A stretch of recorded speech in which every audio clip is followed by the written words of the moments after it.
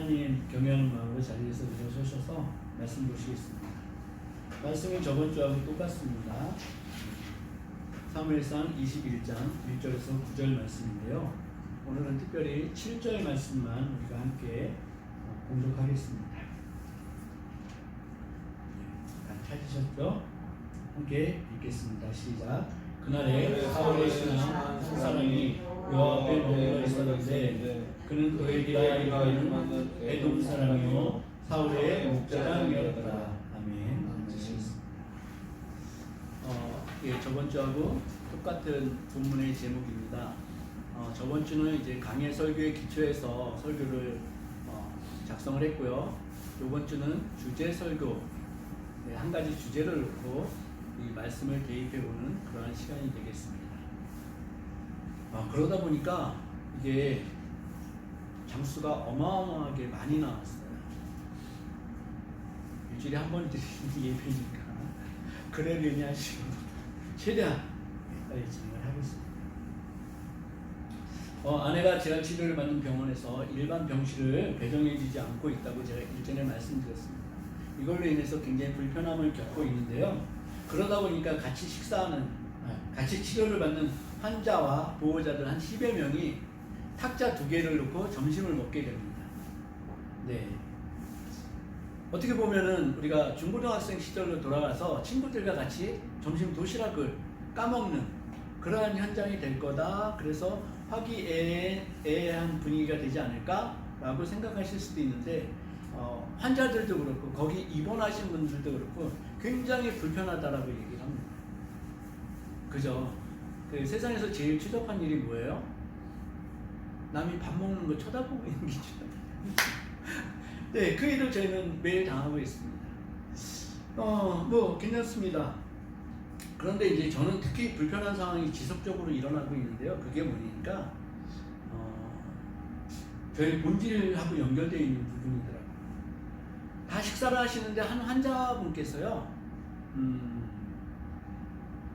앉아있는 의자가 되게 높아요. 그런데 이분이 식사를 하시면서 계속 음식을 흘리는 거예요. 흘리면은 밑으로 떨어져야 되잖아요. 근데 이분이 턱받이를 있어가지고 음식이 다 여기 모이고 모이고. 제가 더러운 꼴을 어디 가서 못 보는 스타일이거든요. 냄새도 그렇고. 근데 이분을 저희 아내하고 저하고 그 바로 앞에서 식사를 하게 됩니다. 저쪽으로 피할 수 있어요. 얼마든지 피할 수 있죠. 근데 그 피하게 되면 어떻겠어요? 제 생각에는 이거는 사람이 할 짓이 아니지. 피하지를 못하겠더라고요. 그래서 계속 밥을 거기서 먹습니다. 근데 어느 날 주님이 저한테 말씀하시는 거예요. 야, 내가 너 깨끗해서 사랑할 구석이 있어서 사랑한 거 같니? 네, 그랬습니다. 저는 체면을 정말 중요하게 여겼거든요. 그랬는데 누가 그러더라고요. 예수님이, 하나님이 체면을 중요하게 생각하시는 분 같으면 이 땅에 오시지 않았다. 낮고 천하고 더러운 세상에 하나님이 체면 다 버리시고 체면 없으신 분이기 때문에 이 땅에 올 수 있었다. 이렇게 말씀하시더라고요. 그 말씀이 정말 맞다라는 생각을 했습니다.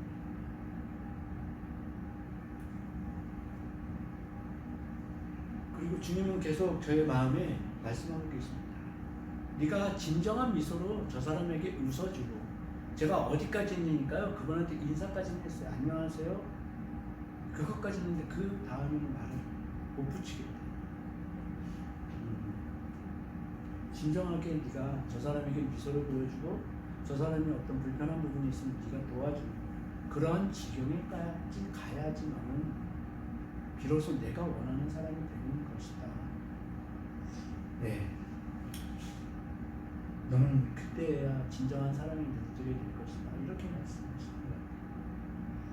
제가 아내나 식구들에게 했던, 그리고 여러분에게 했던 사랑합니다 이 얘기 있지 않습니까? 그거 속지 마세요. 그 말에는 진정한 사랑의 의미를 내포하지 않고 있었고요. 말뿐인 것이었습니다. 저는 얼마만큼 철저하니까요, 기브 앤 테이크적 사랑이 전부라고 생각했어요. 내가 잘해주면은 저 사람이 나한테 잘 못하면 무슨 소용이 있어? 나만 손해보는 거 아니야? 저는 사랑을 그렇게 측정하고 있었습니다. 근데 하나님이 말씀하시는 사랑은 헌신과 허용 그리고 포용과 일방적 다 주심이었더라고요.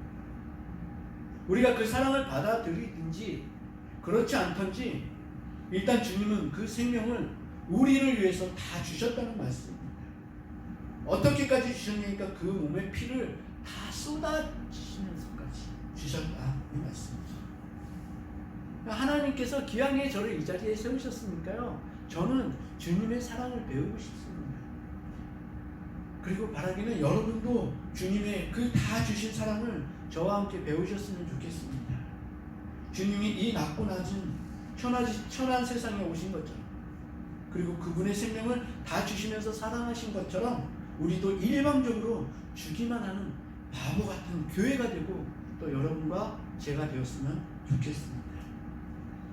교회 주보를 보시면은 제일 처음 난에 그 소식란에 매일 십자가를 묵상하며 기도하기를 30분 이상 하십시다 라고 말하는 내용이 있습니다. 어떻게 잘 실행하고 계시는지 궁금합니다. 사실 우리는 그리스도인이라고 하면서도 우리가 알고 있고 믿고 있는 하나님이 우리를 어떻게 또 어디까지 얼마나 사랑하시는지 확실하게 알기를 열심히 하지 않는 경향이 있습니다. 디모데후서 3장 5절에 경건이라는 단어가 나옵니다. 뭐라고 나오니까요? 경건의 모양은 있으나 경건의 능력을 부인하니 이 같은 자들에게서 내가 돌아서라. 근데 저는 이 말씀을 읽을 때마다요, 그럼 모든 사람이, 모든 크리스찬이 나에게로부터 돌아설 수도 있겠구나. 경건의 능력은 부인하는 자가 바로 여기 있으니까 말입니다. 경건은 누군가를 공경하는 태도를 갖는 것을 얘기하고요, 어떤 행동을 상가하는 태도를 말합니다. 이것의 반대말은 경박함이나 또 뭐가 있을까요? 생각해 보시기 바랍니다. 자, 우리가 음식을 드실 때 어떻게 드시는지요?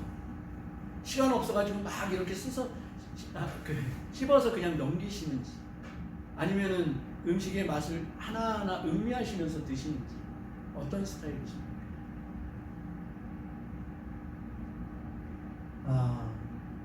음미하면서 드시기를 바랍니다. 이게 건강에 참 좋답니다. 제가 좋아하게 된 마틴 로이드 존스, 그 양반이 성경을 보는, 자기가 어떻게 성경을 해석하는지 이 얘기를 단서를 주더라고요. 자기는 성경을 이렇게 본다고 얘기를 합니다. 미술관에 가는데 한 미술작품, 거장의 미술작품이 있습니다. 근데 보통은 우리가 보고 이래 이러고 그냥 넘어가잖아요. 근데 이 양반은 거기서 떠나질 않는다는 거죠. 이 작품이 정말 이해될 때까지 계속해서 이것을 바라봅니다.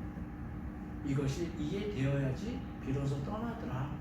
자기는 그렇게 성경을 본다는 얘기를 합니다. 경건의 다른 말은 뭐냐니까요? 깊이 생각하기. 이게 경건이라는 의미였습니다.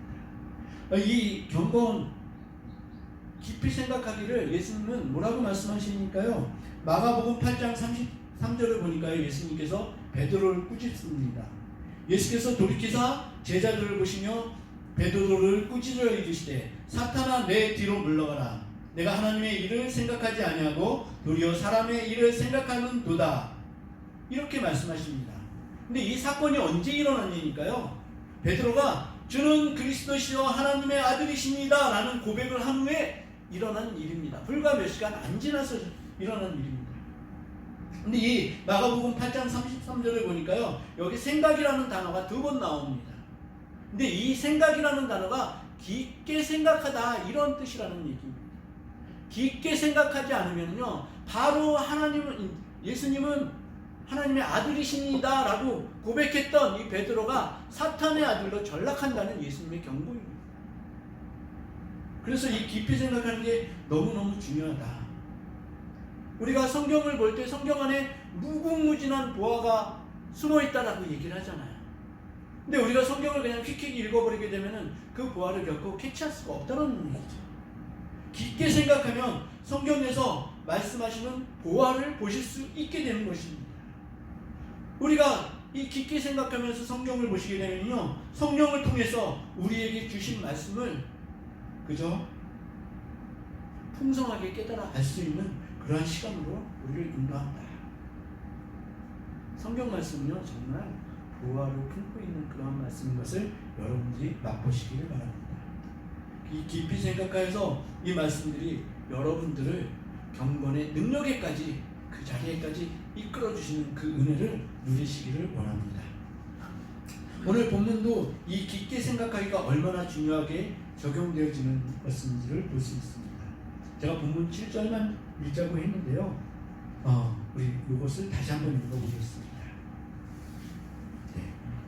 7절입니다. 시작. 그날에 사울의 신하 한 사람이 여호와 앞에 머물러 있었는데 그는 도액이라 이름하는 에돔 사람이요 사울의 목자장이었다. 전체적 문단에 도액이라는 사람이 어둠의 그림자처럼, 말하자면 극으로 치자면은 암시하는 거죠. 도액이라는 사람이 있었다. 성경은 이 도액이라는 사람에게 주의를 기울입니다. 근데 이 도액이라는 사람에게 의해서 사무엘상 22장 넘어가면은, 말씀을 드렸지만 이 도액에 의해서 세마포 에봇입은 제사장 85명이 죽임을 당하고 제사장들의 성읍인 노베 남녀와 아이들과 젖 먹는 어린아이들까지, 그리고 소와 나귀와 양을 칼로 쳤더라 라고 나옵니다. 한마디로 말해서 쑥대밭이 된 것이죠. 성경은 도액에 대해서 주목하고 있었는데요, 다윗은 그렇지 않았습니다. 다윗은 무엇을 구했어요? 자기의 먹을 것과 칼만 구했습니다. 도액에 대해서 깊게 신경을 쓰지 못했다는 얘기입니다. 자신의 안위를 위한 떡 5덩이와 칼이나 창문을 구하는데 급급했던 다윗이 도액의 존재에 대해서 조금만 깊이 생각했으면 얼마나 좋았을까. 그죠? 히브리서 3장 1절은 이렇게 공고합니다.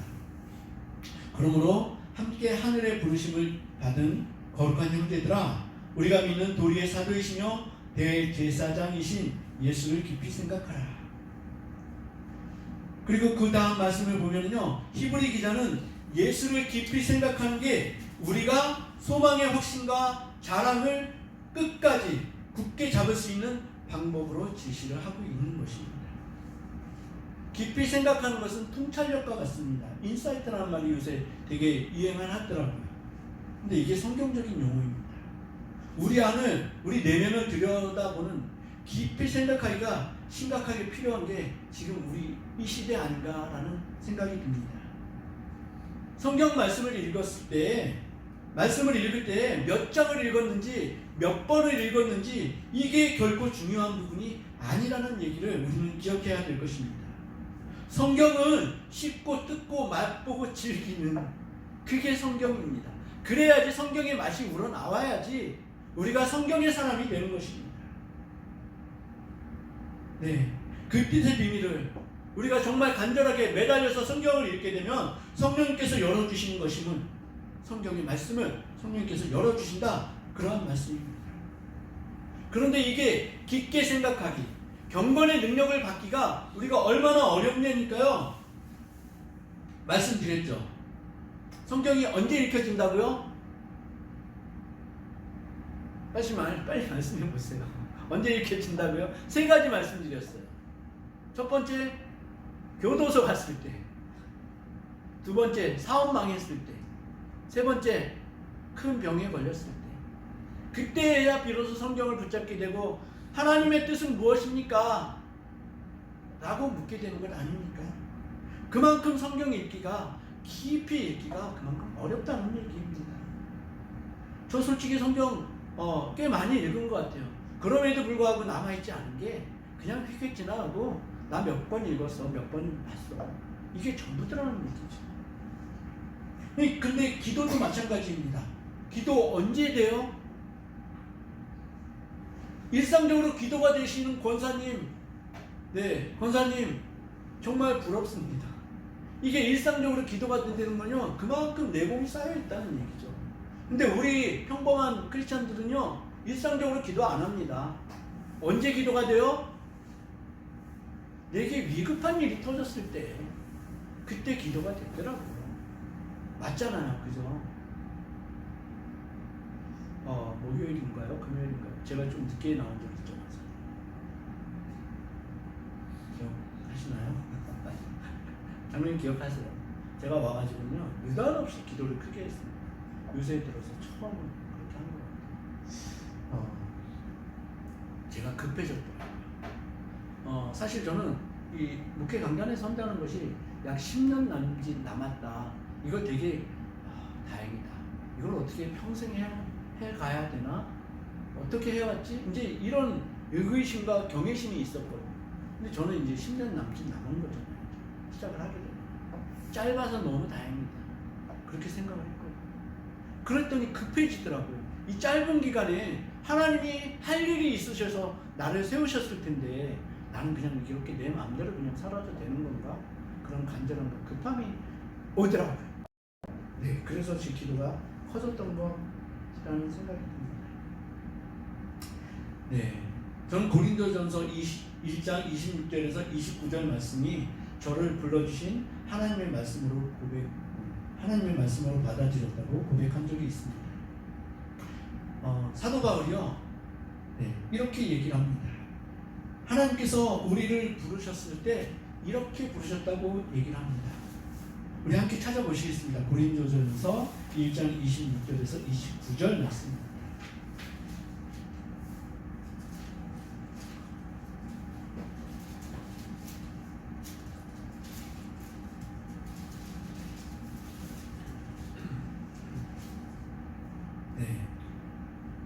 찾으셨으면 한 목소리로 같이 보시겠습니다. 시작. 형제들아, 너희를 부르심을 보라. 육체를 따라 지혜로운 자가 많지 아니하며 능한 자가 많지 아니하며 문벌 좋은 자가 많지 아니하도다. 그러나 하나님께서 세상의 미련한 것들을 택하사 지혜 있는 자들을 부끄럽게 하려 하시고 세상의 약한 것들을 택하사 강한 것들을 부끄럽게 하시며 하나님께서 세상의 천한 것들과 멸시받는 것들과 없는 것들을 택하사 있는 것들을 패하려 하시나니 이는 아무 육체도 하나님 앞에서 자랑하지 못하게 하려 하심이라. 아멘. 이 말씀을 전체적으로 보면요, 하나님 앞에서 자랑하지 말라는 말씀입니다. 교만하지 말라는 말씀이거든요. 근데 저는 정말 이 말씀을 근거로 해서 제가 지혜롭지도 않고 학벌도 좋지 않다고 여겼고 능력도 좋지 않다라고 분명히 저를 인정했습니다. 그것은 팩트거든요. 그러다 보니까 세상에 미련한 사람을 꼽으면 사실 주저하지 않고 저를 꼽았습니다.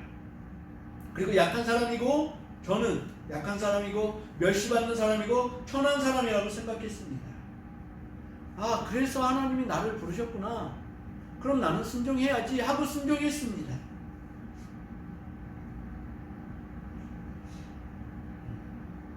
저는 그 전에 목사는 누가 돼야 된다고 생각을 했으니까요. 정말 순전하게 대학교부터 신학대학교 가서 순전하게 성경 말씀을 배우고 신학을 배우고 이런 분들이 목사를 해야 된다라고 생각을 했거든요. 나 같은 게 어떻게 목사를 해? 네, 이렇게 생각을 했습니다. 근데 이 말씀을 받고 보면 하나님이 나를 부르신 거 맞네. 그래서 순종했습니다. 네. 그런데 성경에서 나를 부르신 이유가 명확히 하잖아요. 너를 미련해서 택했다, 약해서 택했다, 천에서 멸시받아서 없는 것이어서 택했다 라고 말씀하시잖아요. 주님, 그래서 저를 부르셨다면 저는 순종하겠습니다 하고 두 손을 높이 들고 눈물 출출 흘렸습니다. 그럼에도 불구하고 제 삶은 변하지 않았고 저는 오히려 이 잔에 서가지고요 황폐해져 가고 있던 중이었습니다.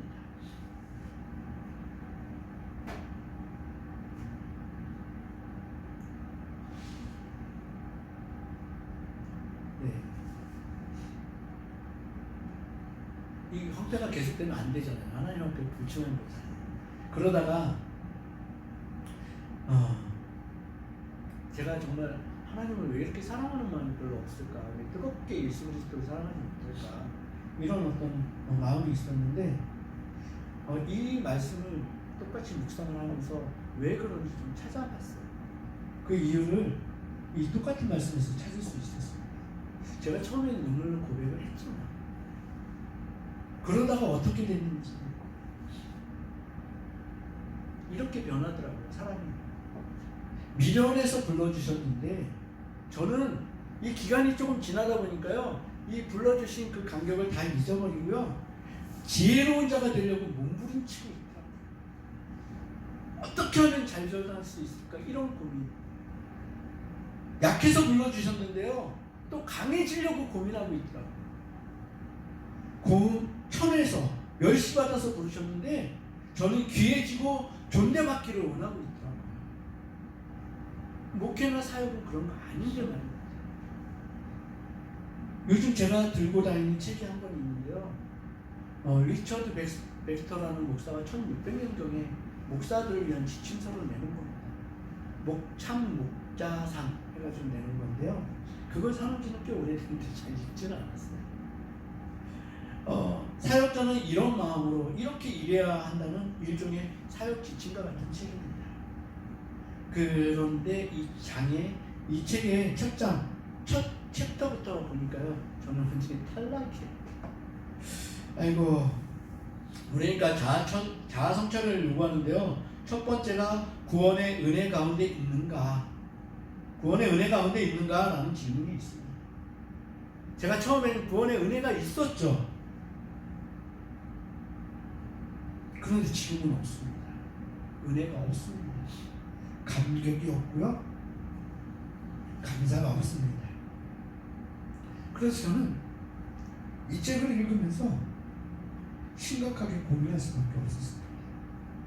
특히 목양의 부분에서 그랬습니다. 몇 안 되는 여러분이신데 여러분의 신앙을 정말 굳건한 믿음의 반석 위에 설 수 있도록 도와드려야 되는 게 제가 할 일이거든요. 그렇게 사역을 해야 되는데 제가 형편상 그렇지 못하다고 변명만 하고 있고, 그렇게 목양을 못하고 있습니다. 이것은 굉장히 큰 문제입니다.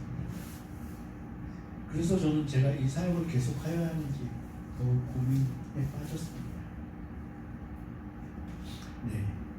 그러다가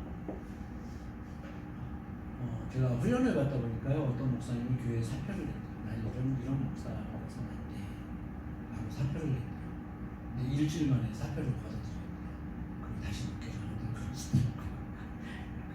그게 가능한지 모르겠지만 제가 이제 그러다가요, 나를 부르시니까 주님이시면 주님께 맡겨야지, 내 마음대로 하면 안 되지. 그 부르심의 원인에서 나를 철저하게 인정하고 저의 정체성을 뜯어 고치려는 교만한 마음을 십자가에서 완전히 해결받아야 한다고. 제가 이런 마음에 계속 빠져있는 것은요, 여러분들에게도 건강하지 못한 상태를 영향을 미치게 되는 것이고요, 제 스스로도 마귀의 참소에 계속 갇혀있게 되는. 그래서 주님이 그렇게 깨워져 주시는 것은 너무너무 귀중합니다. 근데 제가 이 일을 계속할 수 있으려면 내가 미련하고 약하고 천대받고 멸시받고 그리고 없는 존재이고 여전히 그런 존재인 것을 인정해야만 하는 것이라고 생각을 했습니다. 좀 진부한 얘기가 될 수 있는데요, 여러분들은 고난에 대해서 어떻게 생각하십니까? 이 고난에 대해서 성경에서 말하는 주제를 우리는 너무나 잘 알고 있습니다. 그렇죠? 힘들고 괴롭지만 하나님을 가까이 할 수 있는 도구와 같다. 굳건한 신앙을 소유하게 한다. 신앙의 정수를 알게 한다. 등등 너무 좋은 이미지가 있는 게, 그리고 그렇게 얘기한 게 사실입니다. 그렇죠? 제가 생각할 때 이 고난이 정말 유익한 것은 뭐냐니까요, 깊게 생각할 수 있는 그 환경을 허락해 준다는 얘기입니다. 다윗의 노래인 시편 23편을 보면요, 주의 지팡이와 막대기가 나를 아니하시나이다 라고 노래합니다. 그것은 현재 다윗이 고난의 골짜기를 지니고 있고, 그것을 지나면서 생각해보니까, 깊이 생각해보니까 주님이 함께 있는 것에 눈뜨게 되었다는 그러한 고백입니다.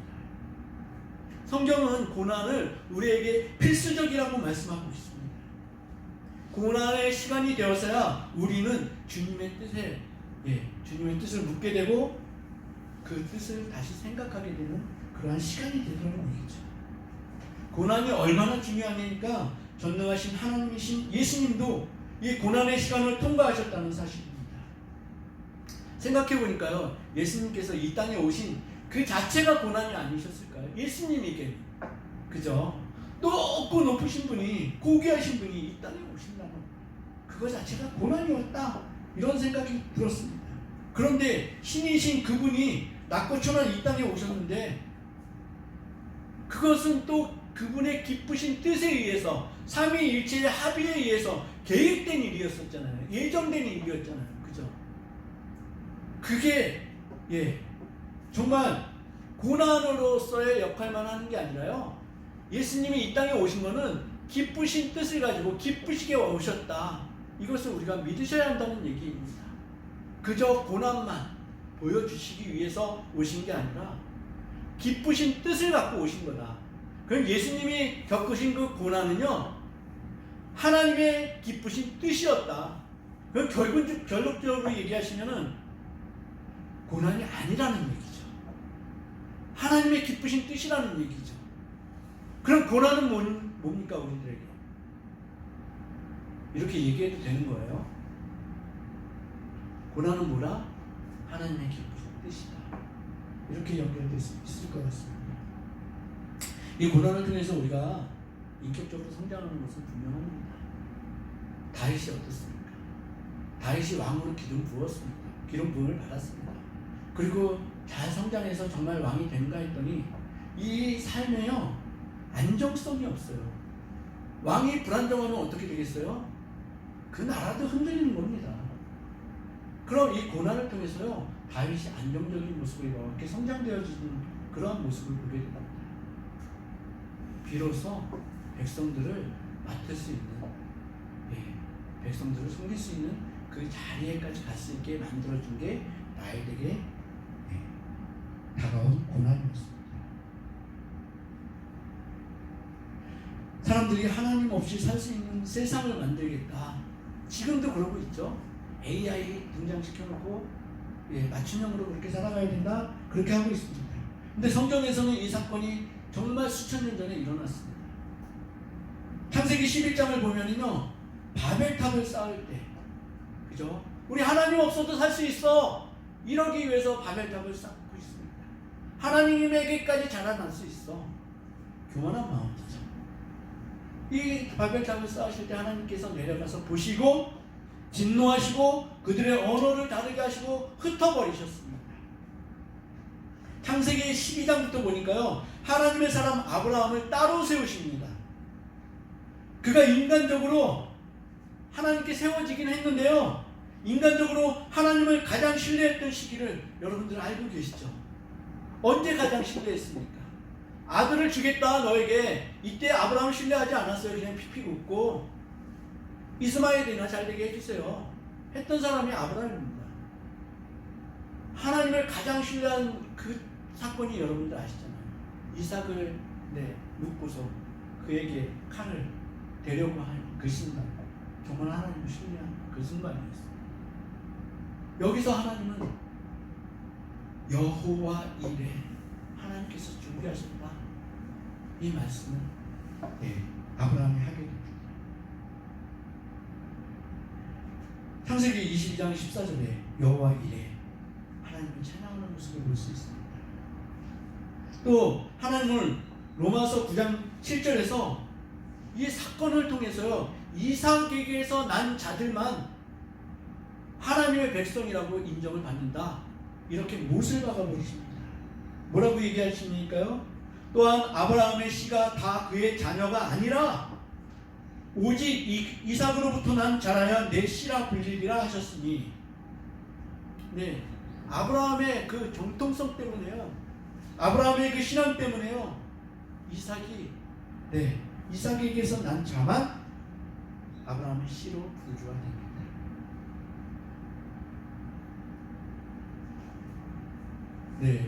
이 아브라함과 같은 똑같은 인물들이 성경에 많이 소개가 됩니다. 다니엘도 마찬가지입니다. 다니엘과 세 친구들, 왕이 내리는 그 음식을 먹지 않고도 내가 살아갈 수 있습니다. 요셉은 어떻습니까? 이런 고난의 그 시간을 거친 사람입니다. 그런 사람들에게 예수 그리스도께서 말씀하십니다. 요한계시록 3장 20절입니다. 볼지어다, 다 아시죠? 볼지어다 내가 문 밖에 서서 두드리노니 누구든지 내 음성을 듣고 문을 열면 내가 그에게로 들어가 그와 더불어 먹고 그는 나와 더불어 먹으리라. 네. 근데 그 전에 뭐라고 말씀하시니까요? 라오디게아 교회에게 말씀하십니다. 예수님은 차지도 않고 뜨겁지도 않은 것들을 참아내지 못하겠다라고 말씀하십니다. 뭐라고 말씀하시니까 내가 말하기를 나는 부자라 부족한 것이 없다 하나 내 공부한 것과 가련한 것과 가난한 것과 눈먼 것과 벌거벗은 것을 알지 못하는구나. 네, 우리가 깊이 생각하지 못하면요 결코 이러한 사실을 인지할 수 없고 알아챌 수가 없다는 얘기입니다. 내가 너를 권하노니 내게서 불로 연단한 금을 사서 부요하게 하고 흰옷을 사서 입어 벌거벗은 수치를 보이지 않게 하고 안약을 사서 눈에 발라 보게 하라. 물은 내가 사랑하는 자를 책망하여 징계하노니 그러므로 내가 열심을 내라 회개하라. 이거는 정말 저에게 주님이 말씀하셨습니다. 열심을 내지 않으면 안 됩니다. 열심이 없었습니까? 회개해야 합니다. 하나님은 만월이 여기심을 당하시지도 않지만 우리의 어떤 태도 다 아시고 다 보시고 계십니다. 여러분들은 어떤 사람들입니까? 예수 그리스도께 문을 활짝 열은 사람들 되시길 주님의 이름으로 축복합니다. 아멘. 축복합니다. 항상 주님과 함께 먹고 마시는 삶이 되는 깊은 생각을 하실 수 있는 성도 여러분들 되시기를 주님의 이름으로 축복합니다. 아멘. 아멘. 우리 말씀을 붙잡고 기억나시는 말씀이 있으면은 함께 큰 소리로 부르짖어 기도하시겠습니다. 경건의 능력을 주십시오. 하나님의 일에, 예수님의 일에, 성령님의 일에 깊게 생각할 수 있는 은혜를 저희들에게 허락하여 주시옵소서. 우리 주님 한번 크게 부르시고 기도하시겠습니다. 주님!